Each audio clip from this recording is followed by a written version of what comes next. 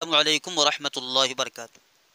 الحمد للہ رب العالمین والصلاة والسلام علی رسولہ الکریم۔ حدیث نمبر 5 تھی، وعن ابی یزید معن ابن یزید بن الاخنس رضی اللہ تعالی عنہم وهو وابوه وجده صحابیون قال كان ابی یزید اخرج دنانیر يتصدق بها فوضعها عند رجل في المسجد فجئت فاخذتها فاتيته بها فقال والله ما اياك اردت فخاصمته الى رسول الله صلی اللہ علیہ وسلم فقال لك ما نويت يا يزيد ولك ما اخذت يا معن، رواہ البخاری۔ ترجمہ سماعت فرمائے۔ ترجمہ کے بعد ہم ترکیب کریں گے، ترکیب کے بعد اس کی تشریح کریں گے۔ اور حضرت ابو یزید معن بن یزید بن اخنس رضی اللہ تعالی عنہ سے روایت ہے، مروی ہے۔ وہوا و ابوہ وجدہ صحابیون، اور وہ اور آپ کے والد اور آپ کے دادا صحابی ہیں۔ حضرت ابو یزید معن،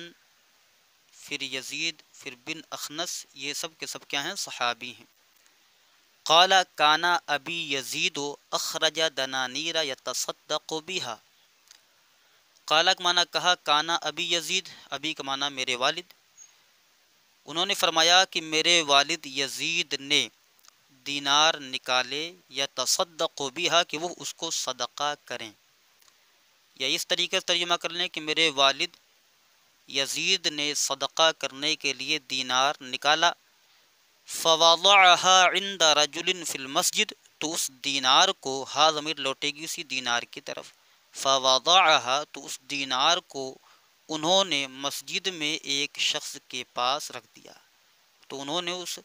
کو ایک ایسے شخص کے پاس رکھا جو مسجد میں تھا، مطلب کیا، اسے دے دیا، اور کہا کہ جو ہے کوئی بھی محتاج ہو، فقیر ہو، غریب ہو، اگر وہ ملے تو آپ اس کو یہ دے دیجئے گا۔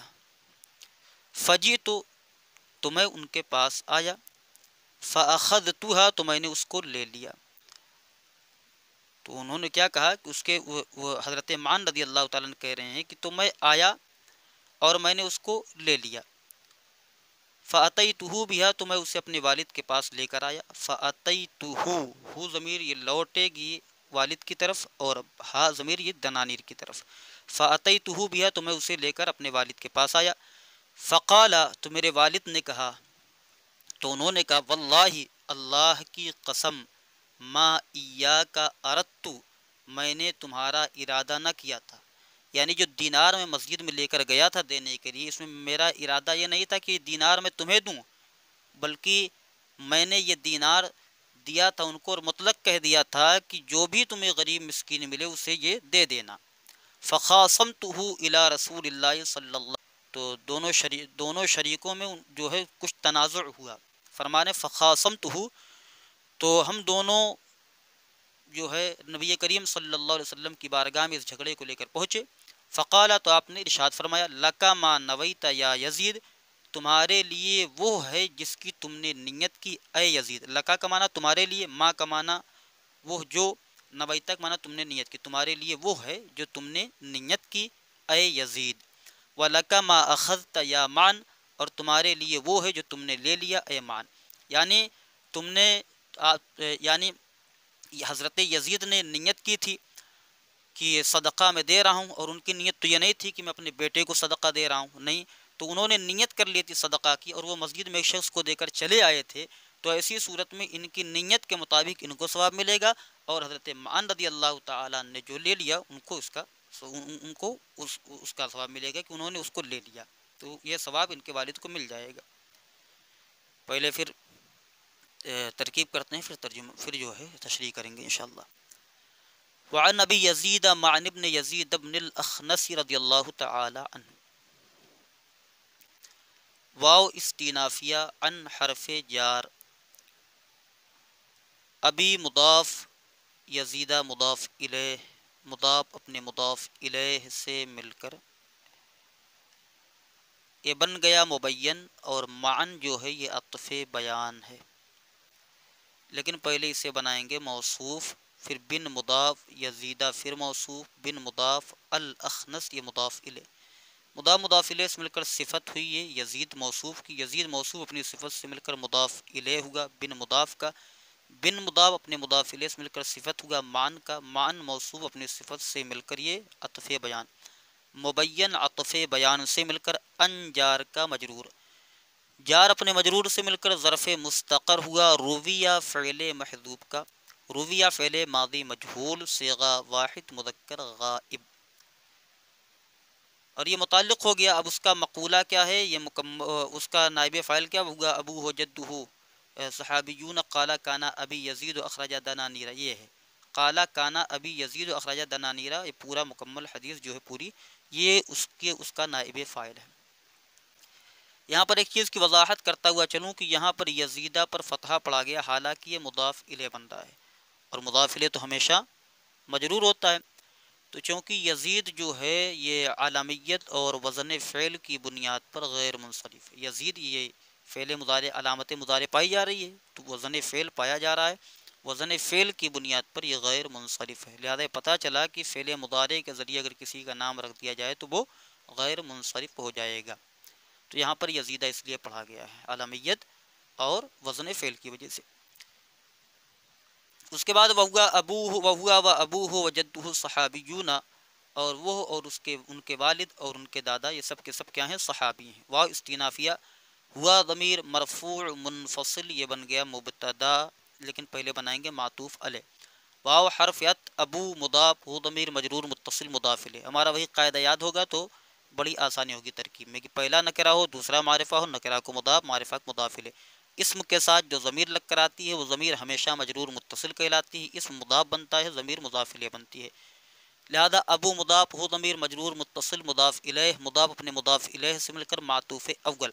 واو حرف عطف، جدو مضاف ہو ضمیر مجرور متصل مضاف الیہ، مضاف اپنے مضاف الیہ سے مل کر یہ معطوف، معطوف علیہ اپنے معطوف سے مل کر یہ بن گیا مبتدا، صحابیون خبر،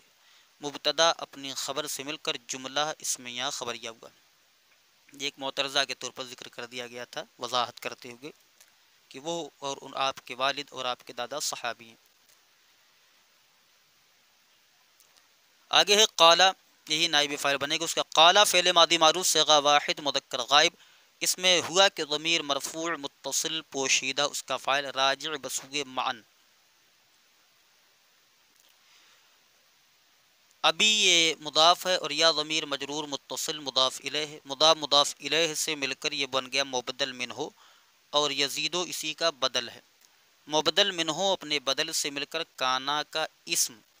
اخرج دنا نیرا یتصدق بہا، اخرج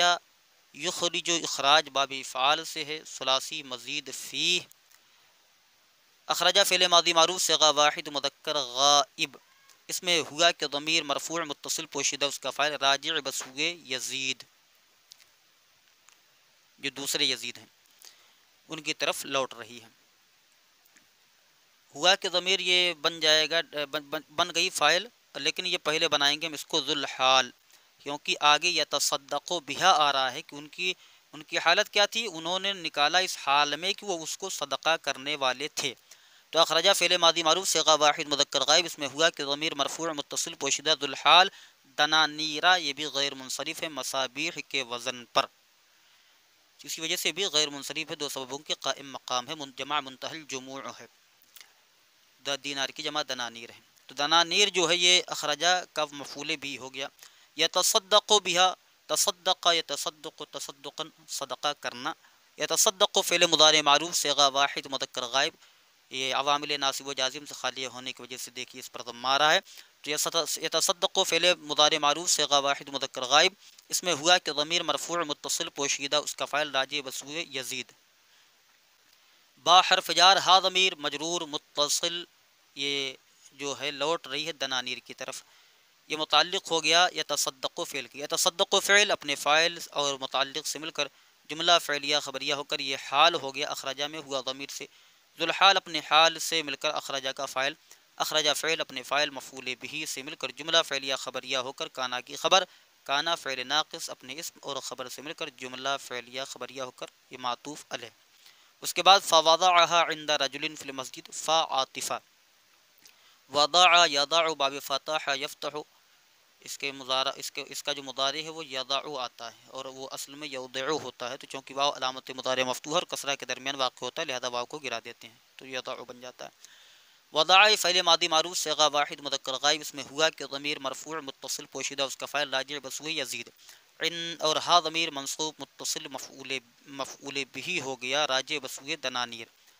عندہ مضاف رجل بنا دیں گے یہاں پر موصوف، قاعدہ ہے کہ نکرہ کے بعد اگر جار مجرور آ جائے تو نکرہ کو موصوف اور جار مجرور کو صفت بناتے ہیں، اور چاہیں تو فی المسجد کو وضعہ کے بھی متعلق کر سکتے ہیں، لیکن زیادہ صحیح ہے کہ رجل کو موصوف بنائیں۔ رجل موصوف فی حرف جار المسجد مجرور، جار مجرور سے مل کر ظرف مستقر ہوگا ثابتن کے، کیونکہ رجل یہ نکرہ ہے اسی وجہ سے ثابتن نکالیں گے، اور یہ بھی یہ ہے کہ حالت جر میں ہے تو یہاں بھی صفت بھی حالت جر میں ہوگی۔ ثابتن اس میں فاعل صیغہ واحد مذکر، اس میں ہوا کہ ضمیر مرفوع متصل پوشیدہ اس کا فاعل، اس میں فاعل اپنے فاعل اور متعلق سے مل کر شبہ جملہ اسمیہ ہو کر یہ صفت موصوف صفت سے مل کر عندہ کا مضاف الیہ، عندہ مضاف اپنے مضاف الیہ سے مل کر وضع کا فاعل، وضع کا مفعول فیہ، وضع فعل اپنے فاعل مفعول بھی مفعول فیہ سے مل کر جملہ فعلیہ خبریہ ہو کر معطوف علیہ، پھر اس کو بنائیں گے معطوف علیہ۔ فجئت فا عاطفہ، جئت فعل ماضی معروف، جاء یجیء فعل ماضی معروف صیغہ واحد متکلم، اس میں تو ضمیر مرفوع متصل بارز اس کا فاعل، فعل فاعل سے مل کر جملہ فعلیہ خبریہ ہو کر معطوف اول۔ فا حرف اخذتها، اخذت اخذ یاخذ محموز الفا، اخذ فعل ماضی معروف صیغہ واحد متکلم، اس میں تو ضمیر مرفوع متصل بارز اس کا فاعل، ہا ضمیر منصوب متصل مفعول بھی راجع بسوئے الی دنانیر، فعل فاعل مفعول بھی سے مل کر جملہ فعلیہ خبریہ ہو کر معطوف اول۔ اس کے بعد فاتیتہ بھی، فا حرف اتیتو اتا یاتی اتیانا، اتیتو فعل ماضی معروف، دیکھیے اتا یاتی اس کے بعد جب با صلہ لایا جائے تو بمعنی لانا لے کر آنا، اتیتو فعل ماضی معروف صیغہ واحد متکلم، اس میں تو ضمیر مرفوع متصل بارز اس کا فاعل، ہو ضمیر منصوب متصل مفعول بھی، یہ لوٹ رہی ہے یزید کی طرف جن کے والد ہیں، اور با حرف جار ہا ضمیر مجرور، جار مجرور سے مل کر یہ بھی ضمیر ہا جو ہے یہ دنانیر کی طرف لوٹ رہی ہے، جار مجرور سے مل کر ظرف لغو متعلق ہوا اتاتو فعل کے، اتاتہ فعل اپنے فاعل اور متعلق سے مفعول بھی اور متعلق سے مل کر جملہ فعلیہ خبریہ ہو کر معطوف، معطوف علیہ اپنے معطوف علیہ اپنے دونوں معطوف سے مل کر پھر معطوف ہوا یہ کانا ابی یزید پر، اب معطوف علیہ اپنے معطوف سے مل کر یہ پہلے قالا کا مقولہ، قالا کا یہ کیا ہو گیا مقولہ، قالا فعل اپنے فاعل اور مقولہ سے مل کر جملہ فعلیہ خبریہ ہو کر اب پھر اس کو بنائیں گے معطوف علیہ، کیونکہ اس کے بعد فقالہ آ رہا ہے معطوف علیہ۔ فقالہ میں فا حرف عطف، قالا فعل ماضی معروف صیغہ واحد مذکر غائب، اس میں ہوا کہ ضمیر مرفوع متصل پوشیدہ اس کا فاعل راجع بسوئے یزید جن کے والد ہیں، واللہ اللہ کی قسم، واو حرف جر براہ قسم، اللہ کلمہ جلالت مجرور، جار اپنے مجرور سے مل کر ظرف مستقر ہوا، اقسم فعل محذوف کا، اقسم فعل محذوف فعل مضارع معروف صیغہ واحد متکلم، اس میں انا کے ضمیر مرفوع متصل پوشیدہ اس کا فاعل، فعل اور اللہ یہ جو ہے فعل اپنے فاعل سے مل کر جملہ فعلیہ انشائیہ، فعل اپنے فاعل اور متعلق سے مل کر جملہ فعلیہ انشائیہ ہوا۔ جواب قسم کیا ہے؟ ما ایاک اردت، یہ جواب قسم ہے، ما جو ہے یہ نافیہ ہے، ما اردت ایاک ہے اصل میں، تو ایاک یہ ضمیر مرفوع ضمیر منصوب منفصل ہے تو اسے مقدم کیا جاتا ہے حصر کے لیے، اسے ایاک نعبد و ایاک نستعین، ہم تجھی سے مدد چاہیں اور ہم تیری ہی عبادت کریں اور تجھی سے مدد چاہیں، تو اس میں جو ہے ایاک یہ ضمیر منصوب منفصل مفعول بھی مقدم ہے، اور ما اردت یہ فعل ماضی منفی معروف صیغہ واحد متکلم ارادہ یرید ارادتاً بابی فعال سے ہے، اس میں تو ضمیر مرفوع متصل بارز اس کا فاعل، فعل اپنے فاعل اور مفعول بھی مقدم سے مل کر جملہ فعلیہ خبریہ ہو کر یہ جواب قسم ہے، قسم اپنے جواب سے مل کر جملہ قسمیہ ہوگا۔ فخاصمتہ الی رسول اللہ، لیکن اس طریقے سے ہم اس کو جملہ قسمیہ نہیں کہیں گے، لیکن بعض حضرات اس طریقے سے بھی قرار دے دیتے ہیں کہ جملہ قسمیہ ہوگا۔ فخاصمتہ الی رسول اللہ صلی اللہ تعالی علیہ وسلم، تو ما ایاک اردت یہ معطوف علیہ بنا لیں، لیکن چھوڑ دیں اسے معطوف نہ بنائیں بلکہ اس کو قالا کا مقولہ ڈائریکٹ پورا بنا لیں، یعنی فقالہ کے بعد واللہ ما ایاک اردت فخاصمتہ الی رسول اللہ صلی اللہ علیہ وسلم پورا مقولہ ہو جائے گا. فا عاطفہ خاصمتہ فعل ماضی معروف صیغہ واحد متکلم، اس میں تو ضمیر مرفوع متصل بوشیدہ اس کا فاعل، اس میں دو لوگ شریک ہوتے ہیں، اور ہو ضمیر مرفوع منصوب متصل مفعول بھی. یہ الہ حرف جار رسول مضاف پہلا نکرہ، دوسرا معرفہ نکرہ کو مضاف معرفہ کو مضاف الیہ. الہ حرف جار رسول مضاف اللہ کلمہ جلالت مضاف الیہ مضاف مضاف الیہ سے مل کر الہ جار کا مجرور، جار اپنے مجرور سے مل کر ظرف لغو متعلق ہوا خاصمتہ فعل کے باب مفاعلت کا ہے، خاصمہ یخاصم مخاصمت. اور صلی اللہ علیہ وسلم کی ترکیب تو پچھلے درس میں گزر چکی ہے. اب خاصم تو فعل اپنے فاعل مفعول بھی اور ظرف لغو سے مل کر جملہ فعلیہ خبریہ ہو کر یہ مقولہ ہو گیا قالا کا. قالا فعل اپنے فاعل اور مقولہ سے مل کر جملہ فعلیہ خبریہ ہو کر معطوف اول ہو گیا پہلے قالا کا جو سب سے پہلے تھا. اس کے بعد پھر فقال لک ما نویت یا یزید ولک ما اخذت یا معن رواہ البخاری. فقال میں فا عاطفہ، قالا فعل ماضی معروف اجوف واوی فعل ماضی معروف صیغہ واحد مذکر غائب، اس میں ہوا کہ ضمیر مرفوع متصل پوشیدہ اس کا فاعل راجع بسوء رسول اللہ صلی اللہ علیہ وسلم. لام حرف جار کاف ضمیر مجرور جار مجرور سے مل کر ظرف مستقر ہو جائے گا ثابتن کے ثابتن اسم فاعل یا موجودن کے مان موجودن اسم مفعول صیغہ واحد مذکر، اس میں ہوا کہ ضمیر مرفوع متصل پوشیدہ نائب فاعل. اگر ثابتن نکالتے ہیں تو ثابتن اسم فاعل صیغہ واحد مذکر، اس میں ہوا کہ ضمیر مرفوع متصل پوشیدہ اس کا فاعل. اس میں فاعل اپنے فاعل اور متعلق سے مل کر شبہ جملہ اس میں ہو کر خبر مقدم ما اسم موصول. نویتا فعل نوا ینوی نیتن، نویتا فعل ماضی معروف صیغہ واحد مذکر حاضر، اس میں تا ضمیر مرفوع متصل بارز اس کا فاعل فاعل سے مل کر جملہ فعلیہ خبریہ ہو کر صلہ موصول صلہ سے مل کر مبتدا مؤخر مبتدا اپنی خبر مقدم سے مل کر جملہ اسمیہ خبریہ ہو کر معطوف علیہ. واو حرف عطف لکا ما اخذت، لام حرف جار کاف ضمیر مجرور جار مجرور سے مل کر ظرف مستقر ہو جائے گا ثابتن کے ثابتن اسم فاعل صیغہ واحد مذکر، اس میں ہوا کہ ضمیر مرفوع متصل پوشیدہ اس کا فاعل. اس میں فاعل اپنے فاعل اور متعلق سے مل کر شبہ جملہ اس میں ہو کر خبر مقدم ما اسم موصول اخذت فعل ماضی معروف صیغہ واحد مذکر صیغہ واحد مذکر حاضر، اس میں تا ضمیر مرفوع متصل بارز اس کا فاعل فاعل سے مل کر جملہ فعلیہ خبریہ ہو کر ما موصول کا صلہ موصول اپنے صلہ سے مل کر مبتدا مؤخر مبتدا اپنی خبر مقدم سے مل کر جملہ اسمیہ خبریہ ہو کر معطوف علیہ اپنے معطوف سے مل کر یہ قالا کا مقولہ ہے. اور یا یزید یا مان کی ترکیب بھی ایسے ہی یا حرف ندا قائم مقام ادعو فعل کی الگ سے ترکیب ہوتی ہے. یا حرف ندا قائم مقام ادعو فعل کی یا دعوت فعل ماضی کے مان لیں، ادعو فعل مضارع معروف یا دعوت فعل ماضی معروف. ادعو فعل مضارع معروف صیغہ واحد متکلم، اس میں انا کے ضمیر مرفوع متصل پوشیدہ اس کا فاعل، اور یزید یہ منادہ مفعول بھی مبنی بر الضم ہے. فعل اپنے فاعل اور منادہ مفعول بھی سے مل کر جملہ فعلیہ انشائیہ ہوا کیونکہ یہ حرف ندا یا منادہ کی اقسام میں سے ہے. یا مان یا حرف ندا قائم مقام ادعو فعل کے ادعو فعل مضارع معروف صیغہ واحد متکلم، اس میں انا کے ضمیر مرفوع متصل پوشیدہ اس کا فاعل، مان منادہ مفعول بھی فعل اپنے فاعل اور منادہ مفعول بھی سے مل کر جملہ فعلیہ انشائیہ ہوا. اور اس کے بعد جو ہے اب یہ جو ہے قالا فعل اپنے فاعل اور مقولہ سے مل کر جملہ فعلیہ خبریہ ہو کر پھر معطوف ثانی ہو گیا پہلے قالا کا. قالا فعل اپنے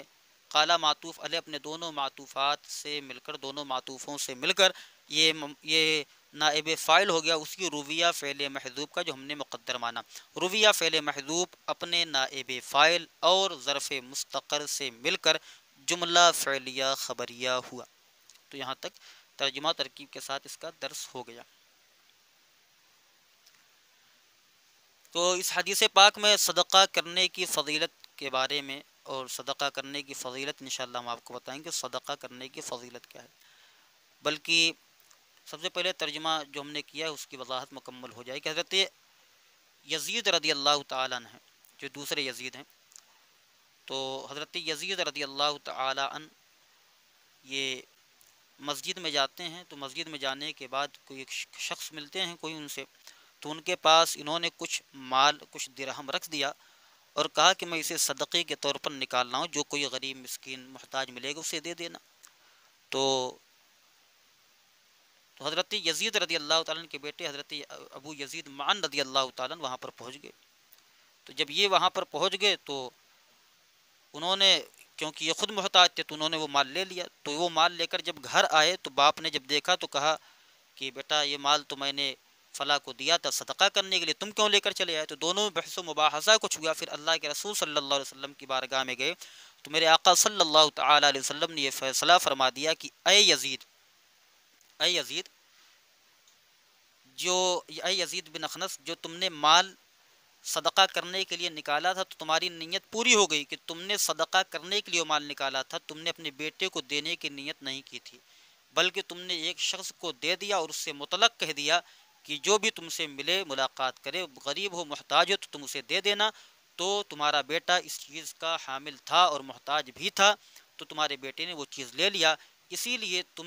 نے جو نیت کی تمہیں نیت کا ثواب ملے گا، اور تمہارے بیٹے نے جو لے لیا ہے وہ اس کے لیے ہے، اس میں اب کچھ کمی بیشی نہیں ہو سکتی ہے، اب اس نے لے لیا ہے کیونکہ تم نے اپنے بیٹے کو دینے کی نیت سے نکالا نہیں تھا۔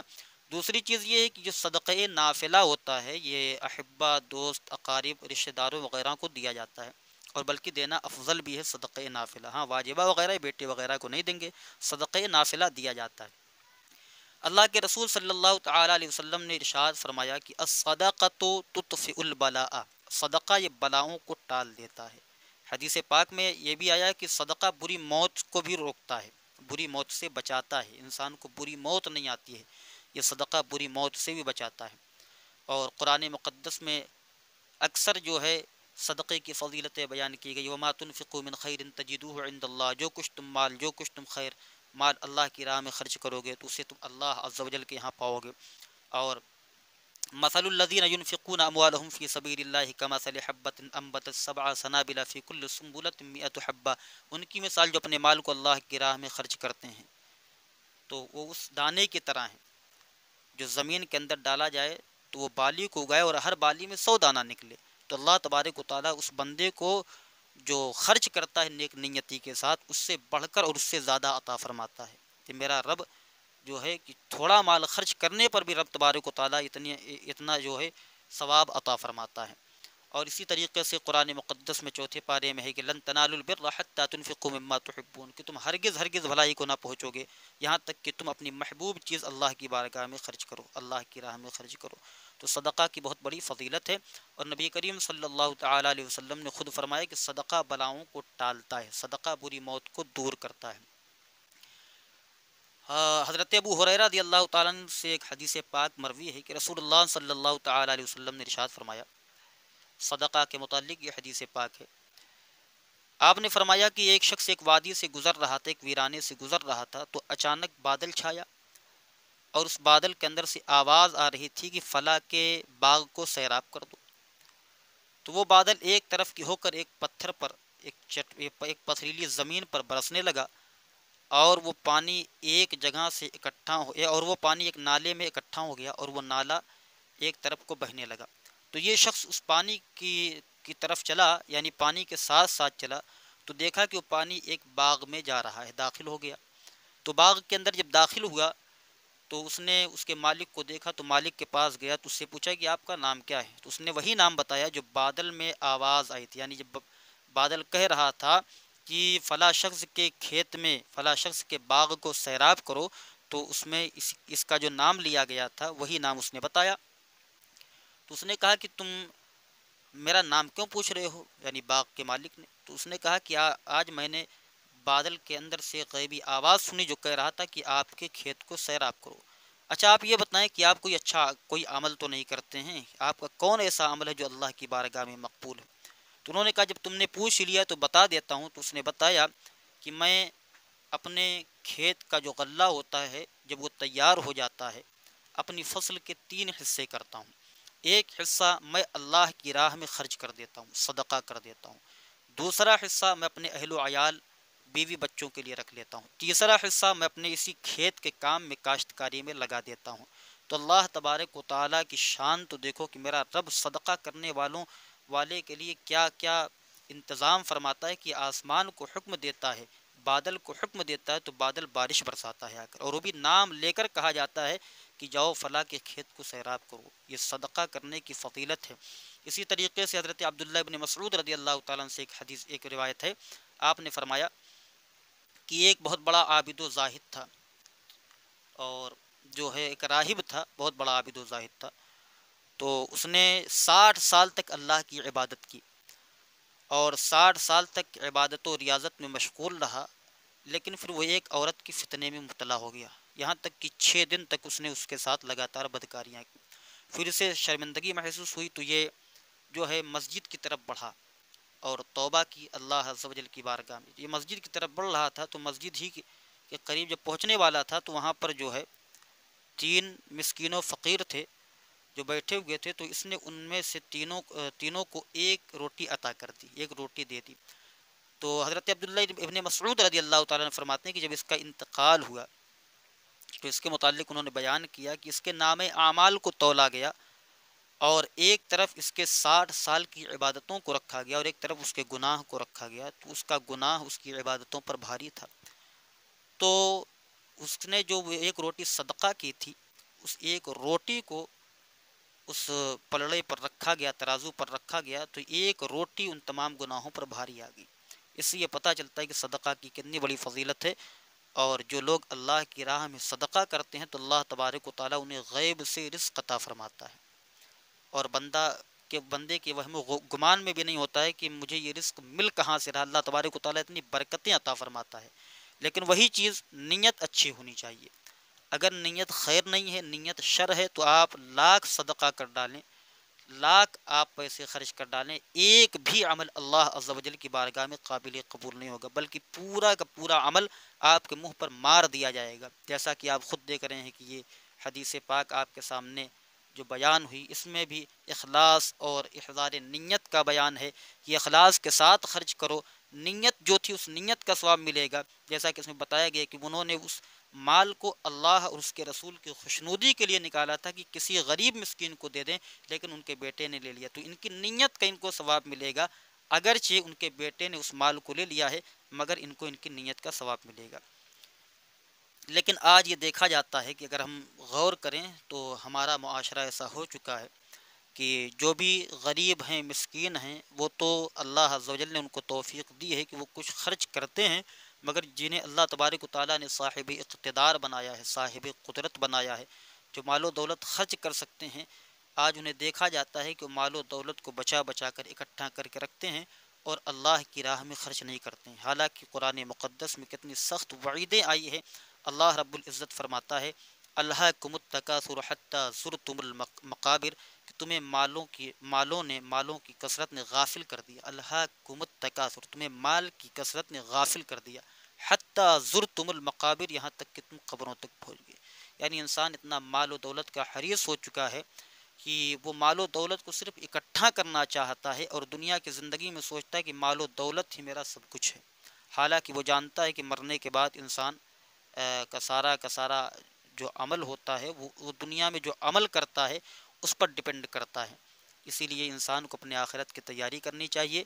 اور جو صاحب اقتدار ہیں اللہ تبارک و تعالیٰ نے جنہیں مال و دولت عطا فرمایا ہے، انہیں یہ چاہیے کہ مال و دولت کو اللہ اور اس کے رسول کی خوشنودی اور رضا کے لیے خرچ کریں، اور وہ بھی خرچ کرنے میں ریا اور دکھاوے کا کوئی شائبہ نہ ہو، اور اگر خرچ بھی کریں گے تو اللہ تبارک و تعالیٰ جو ہے ریا کی وجہ سے ان کے اس مال کو، اس دولت کو اپنی بارگاہ میں قبول نہیں فرمائے گا، اور ان کا وہ مال، ان کی وہ دولت ان کے منہ پر مار دی جائے گی۔ جیسا کہ جب میں نے درس نمبر 4 میں آپ حضرات کو یہ بتایا تھا کہ نیت کی یہ بہت بڑی فضیلت ہے کہ نیت کرتا ہے آدمی، اگر کوئی کام کر بھی نہیں پاتا تو اللہ تبارک و تعالیٰ اس نیت خیر کے بدلے میں بھی اس کو ثواب عطا فرماتا ہے۔ تو اسی طریقے سے نیت خیر کا جس طریقے سے ثواب ملتا ہے، اگر یہی بندہ نیت صرف ریا کی کرے گا، دکھاوے کی کرے گا، تو اللہ تبارک و تعالیٰ اس پر ثواب نہیں بلکہ عطاب فرمائے گا، اور قیامت کے دن جیسا کہ میں نے حدیث پاک بیان کی تھی کہ شہید کو بھی پیش کیا جائے گا، نمازیوں کو بھی پیش کیا جائے گا، علماء کو بھی پیش کیا جائے گا، تو جو ریاکار ہوں گے ان سے کہا جائے گا آخرت میں تمہارا کوئی حصہ نہیں ہے، آخرت میں تمہارا کوئی حصہ نہیں ہے، تم نے دنیا میں سب کچھ کر لیا، تمہیں مولانا، مولوی، اور تمہیں شہید، تمہیں نمازی، تمہیں حاجی کہہ لیا گیا، اب تمہارا اس دنیا میں اس آخرت میں کچھ نہیں ہے، بلکہ تم نے دنیا کے حصول کے لیے اور دنیا والوں کو خوش کرنے کے لیے اپنے مال دولت کو خرچ کیا، طاقت و قوت کو صرف کیا، عبادت کی، ریاضت کیا، مجاہدہ کیا، اب آج آخرت میں تمہارے لیے کوئی حصہ نہیں ہے، لہذا اللہ تبارک و تعالیٰ کی بارگاہ میں گڑ گڑا کر توبہ کرنی چاہیے، اور یہی دعا کرنی چاہیے کہ اے پروردگار عالم، ہمارے دلوں کو ریا، تکبر، کبر سے پاک فرما۔ اللہم طہر قلوبنا من الحسد والبغض والریا، اللہم طہر قلوبنا من الحسد والبغض والریا۔ السلام علیکم ورحمۃ اللہ وبرکاتہ۔